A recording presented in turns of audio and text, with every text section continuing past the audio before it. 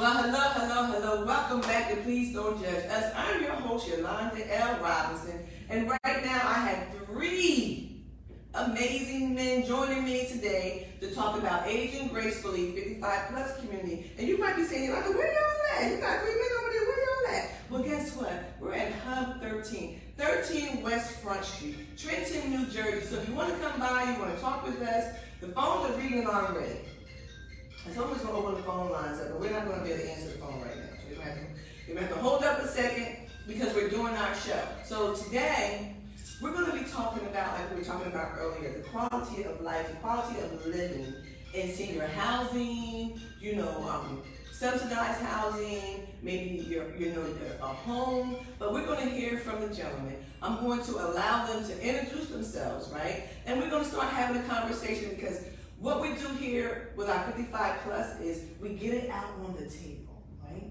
And we just have general conversation. And the conversation may be something that may be enlightening or to help someone with their quality of life, whatever it is. So we're going to dive right into it. I'm going to get that phone real fast. But listen, gentlemen, please do me a favor. Introduce yourselves as only you can on Please Don't Judge Us, Aging Gracefully. My name is Mr. Daniel from Birmingham, Alabama. Clarence Bullets. Hi, my name is Monroe Lamo. I live at 260 North Willow Street, Trenton, New Jersey. All right, gentlemen. Okay. So let's talk about the quality of life, right? Because let's talk about the housing, right? So one of the questions I want to ask you, gentlemen, is where do you reside, right? So we can have a conversation about housing, right? So Mr. Al? Yes, I just said it at 260 North Willow Street, and this is the greatest city in the world as far as I'm concerned. Okay, Mr. Willis? I'm in the South Village. Okay. I live on Sunhaven Drive. All right, so we have three gentlemen here that lives in different parts of the city of Trenton, right? Mr. Daniels live in the house, Mr. Willis and Mr. Al, you all live in apartments, right? It is a subsidized housing. Subsidized housing, which is apartments. Seniors. Yes, for seniors, right? And disability. And disability. So let's talk about that. Mr. Al, let's talk about how it is living at North 25. When I came there almost 9 years ago, I was having an extremely rough time. And when I came there, my cousin Edie Larimore was the manager. Everybody loved that woman. She was like probably what Mr. Wheaton would call Mr. Leggett. She was the opposite, of course, a woman who just loved people. She called us her babies. And every day was like Christmas when she was there. She took time with us. She stayed after working hours. If something was misunderstood, as far as writing a contract or whatever it is, she would take the time to help explain things to you.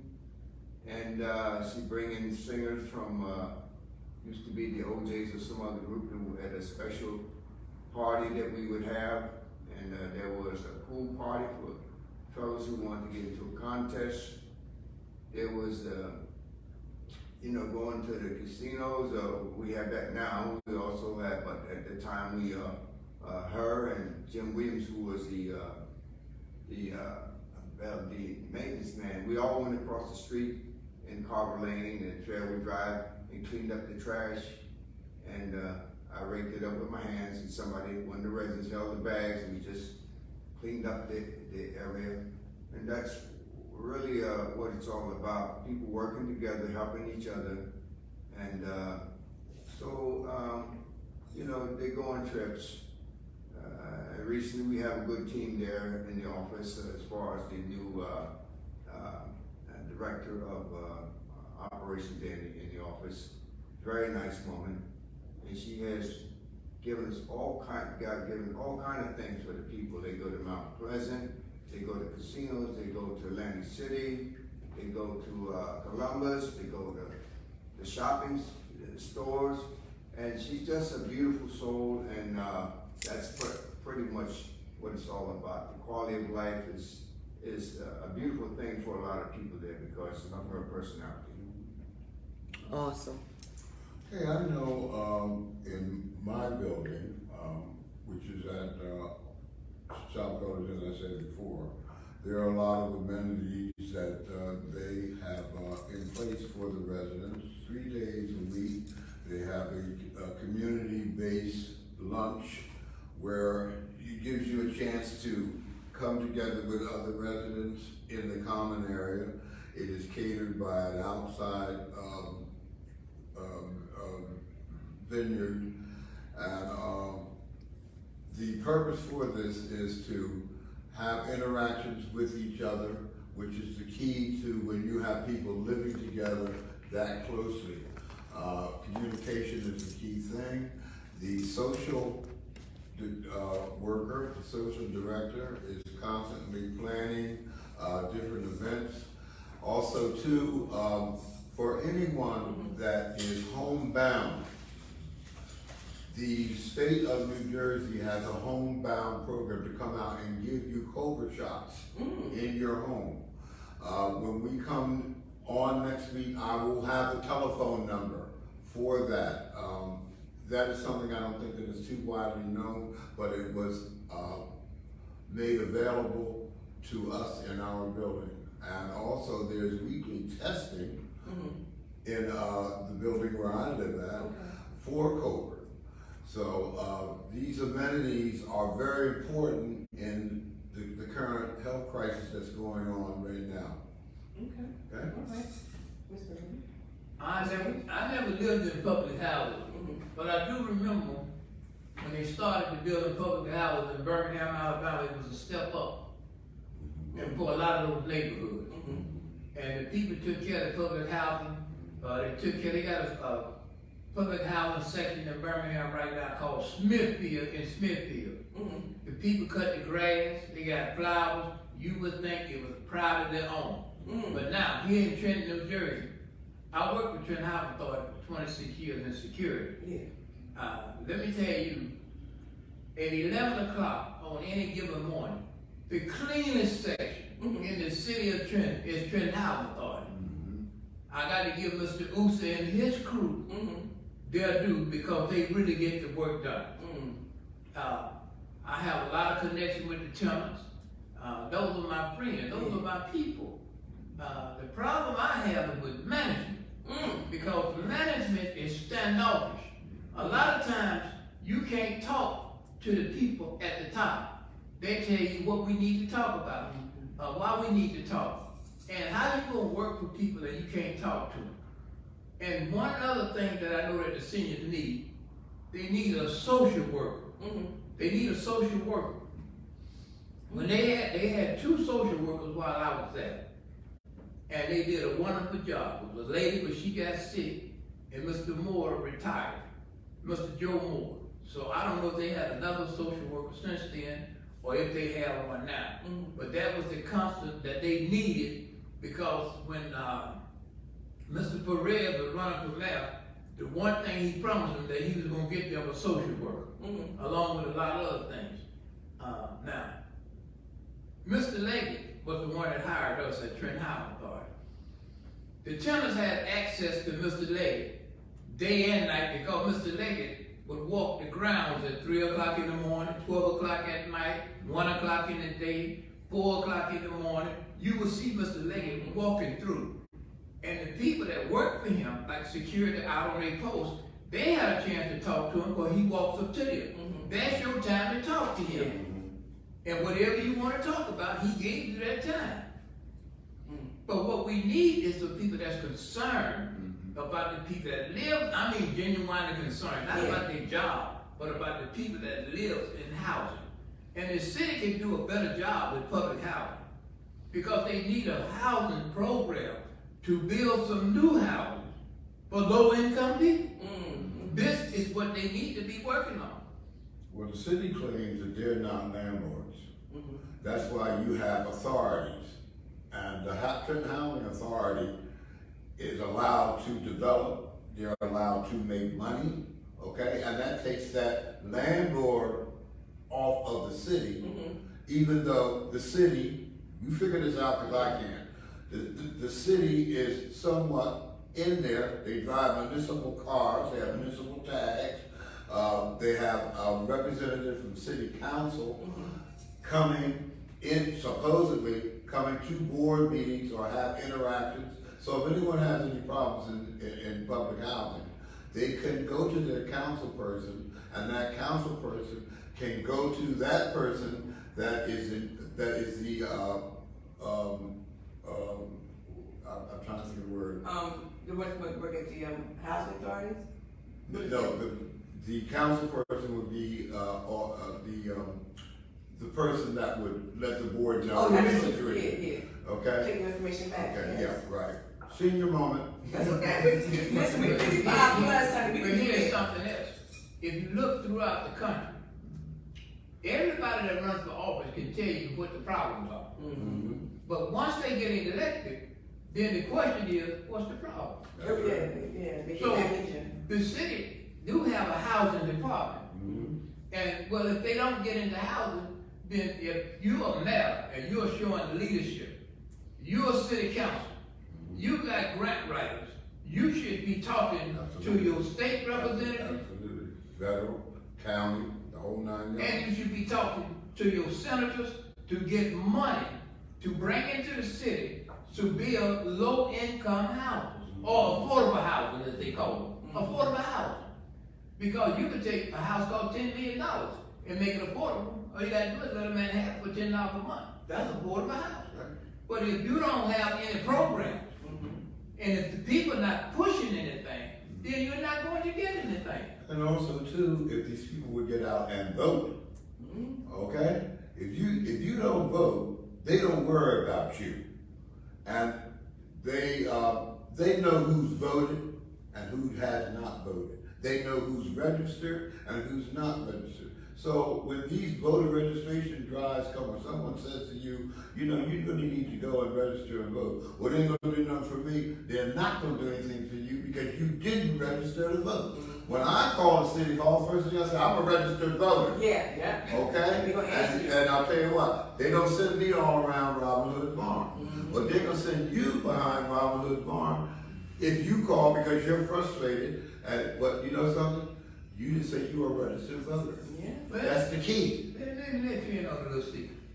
Remember when President Obama first ran for office? A lot of young people that we talked to, they couldn't wait to vote. And they voted in droves. I mean, I'm talking about young people now. Yeah. I'm talking about young people. That was a crisis. And we To make was sure. talking to them on a steady basis. That's right. And they voted in the next election. Yes, they did. But the people quit talking to them. Yes, they did. They quit talking to them and start talking about them. But you got to talk to them. Well, right now there are some vicious people that are front runners and running for office, both on a local or from a state and on a federal level. As a community of color, we need to be aware of the fact that we are under the gun on the wrong end. You're about to see, in my view, this is my view, some real gun violence, okay? Because supremacy, it was never dead, but it is springing back. It's like when you're jumping on the mattress. Old mattress in the alley. Yes, Oh, indeed. Jesus. Don't bring that Yes, back. indeed. You got a lot of people that's misleading people because they say, well, what has the Democratic Party done for us?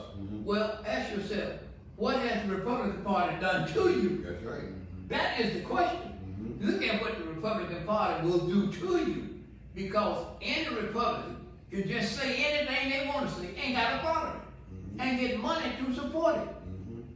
So what we have to do, we got to quit listening to all these naysayers and register to vote, because I heard a lady say at one time Trenton shouldn't get us. She was a politician, a representative that said Trenton shouldn't get any money because we don't get the votes out of Trenton that we was getting. Well, the people in Trenton didn't get anything out of the people that they voted for. I've had people from City Hall actually say that, well, we're not worried about your group because your group don't vote. Yeah. And the thing is, when they say stuff like that out loud, you know what I'm saying, Mr. Al, it does nothing for the community. You know, like I watch Mr. Allen, and he's everywhere, right? He's always somewhere starting and sparking the conversation, you know, and you gentlemen as well. So that's what we need. Like, we're not going to bow down. And the thing is, Mr. Willis, you and your team, y'all been having y'all 10 toes down for quite some time, you know, and that's why I'm so glad, you know, that y'all were able to get a podcast to be able to talk about what's going on, the issues and different things like that. Let's switch gears a little bit and go back to housing.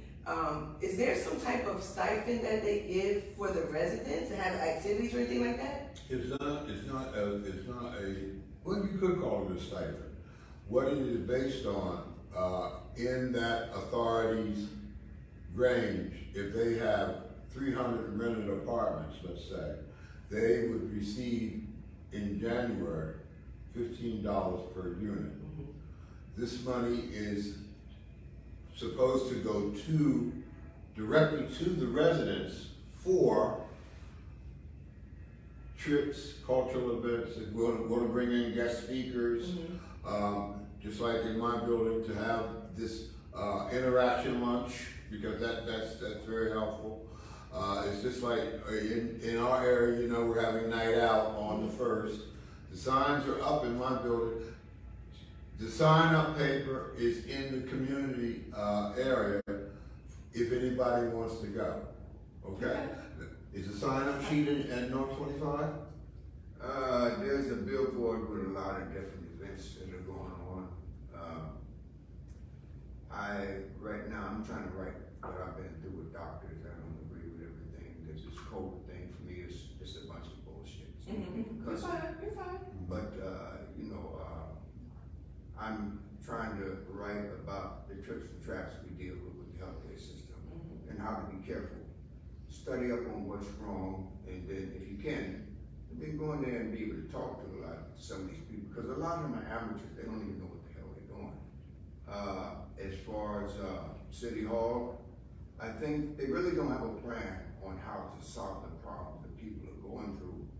And so when I was at the Black Leadership Conference, you know, I just wrote out on a piece of paper and had a lot of people sign it about things that need to be done. We need to have a social worker from the Strength and Health team be at the meeting on August the 3rd to talk about things they have done to help people. Or a lot of people need health care and they can't get it, you know, because health care is a business instead of it should be a human right rather than a business. But the way things are going, we need to make sure that our politicians have a plan and take care of one problem at a time.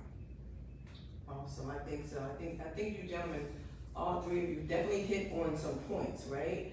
To keep the conversation going, because healthcare, we can never forget about healthcare. You can never not talk about healthcare, right? And especially, and then too, the quality of life. We all want a decent quality of life, and there's nothing wrong with asking. If like you said, if you're working or you're living in a housing and there's management, you want them to be approachable. You want to be able to go to them and find out, you know, what's going on in the building. You know, is there any activities, whatever the case may be. So you want people to be able to be approachable. So if you see someone come to you, we want people that work in the office, and someone comes to you, allow them to tell you what the problem is, and then see if you can help them. If you can't help them, send them somewhere else, but do not take a person over 55 and little girl them or little boy them, because you're going to get in trouble. You know what I'm saying? Don't do that. I also think what you're saying, with Yolanda, which is very important, the screening process needs to be critiqued. Because you have a master's, that doesn't make you a master in people communication. Yes. Okay? It's just like, you know, right now, even with the state, when you apply for certain positions, your experience can get you in the door quicker than your degree. If that person is recruiting someone that is going to really identify what that position entails. Yes. And when it comes to any type of subsidized housing, any type of low-income people, firsthand, you need to be able to communicate. If you have a third-grade education, I think you brought that point up the other week. Here's one person in the house with a third grade education, one just worked herself hard to keep it going.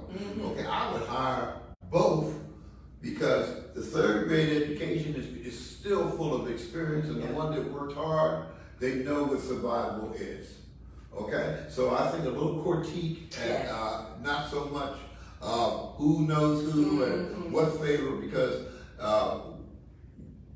in this town, and you know something, it needs to be said, wherever your dumping ground is, it shouldn't be with the elderly, the seniors, and the disabilities.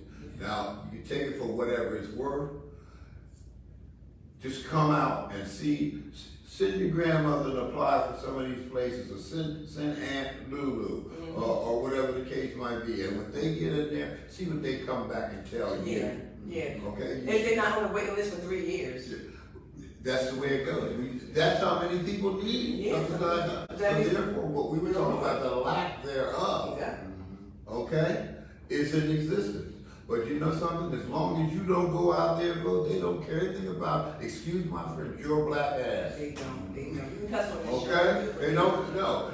You gotta make yourself matter. You got to. Not Black Lives Matter, make your life matter. You better be present. So what they're saying is, be present, be in the moment. That's right. Stop giving your moment up to somebody else. And that's not going to do what you need to be done, because you just getting in those 4 little walls somewhere, talking about somebody by the water cooler, that don't change anything. Numbers do, right? Come down, be a part of the numbers, and be a part of the conversation. This is why Agent Gracefully is doing this, because we want the conversation to be had. We don't want anyone to feel left out. We don't want any seniors feeling like they're living in those apartments and they can't go outside. We don't want them feeling like when they go into the lobby, someone's down there looking at them all cross-eyed and sideways, okay? So knock it off. If you're one of those managements that's running that business good and raggedy, guess what? You're getting ready to be told on, because those seniors are good and tired. When they start calling my phone, you know, can you come over here? Can you listen? I'm not gonna come, because when I come, I'm sending a whole crew with me. So it's not gonna be by myself. What I'm saying to you is, we gotta stop. If you're over there and you're managing these buildings, be respectful, especially if you're under 55, because if you get a chance to live as long as these 3 gentlemen are living, you want people to respect you. So you have to give it first, right? You gotta give it, you know? Gentlemen, anything else? Well, that's something I've noticed, that we as black people, we don't have any meetings. When I say meetings, I'm talking about a whole neighborhood come together and have a meeting. All during the civil rights movement in Birmingham, Alabama. All the meetings was held at the churches. The 16th Street Baptist Church was the headquarters where Dr. King was. When they was at the 16th, but then everybody couldn't get into the 16th Street Baptist Church. So they might be over at Reverend Fred Shuttlesworth Church, or another preacher's church, Abraham Woods Church, and they would communicate through the church. So everybody knew what was going on and what was going to happen. But we had the radios, and they were talking in codes. They was on the radio, Sheridan Playboy, Tall Paul, the Little Milton, Willie McKinstry. They was leading the civil rights movement on the radio, talking in codes. And that's why Eugene Bull Cunningham was always on the run, because they was talking about where we gonna have lunch at 12 o'clock over at B's place. Well, they don't know where B's place is. They are looking for B's place. You understand? Yeah. But back to that. But we knew what B's place was. But they didn't know. So but we all got organized. But people got to be told.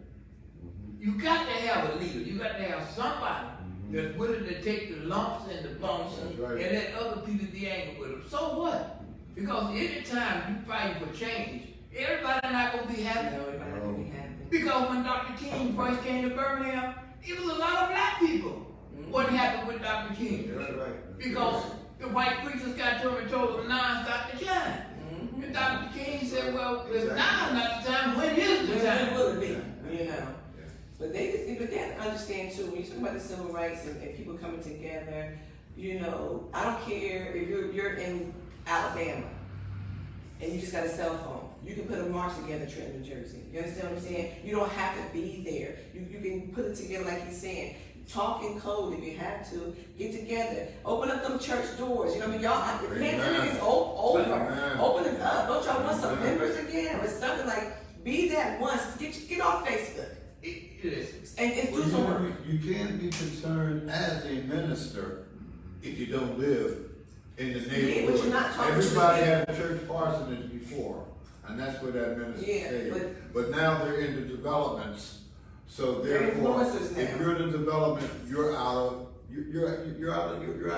tone of what's going on. So, but guess what? We're not going to worry about that. We're not even going to talk about that, Father God. Father God, you're in it. You're going to handle all of that because if they're out there and they're not doing what you say for them to do, that's the coal on top of their head. So we don't even want to be bothered with that. We're not even touching that. What we're talking about is right now with Hub 13, we have the conversations. We invite you in to be a part of the conversation. This is where we're at on Mondays at 11 o'clock. We come in and we have these conversations. But we're not going to hold you long. If you have something that you want to talk about, you want us to talk about it, put it in the comment, talk to us, but don't forget, come down here next Monday, 11 o'clock, 13 West Front Street, talk with us, talk with these gentlemen, pull them to the side, find out what they know. They are a wealth of information.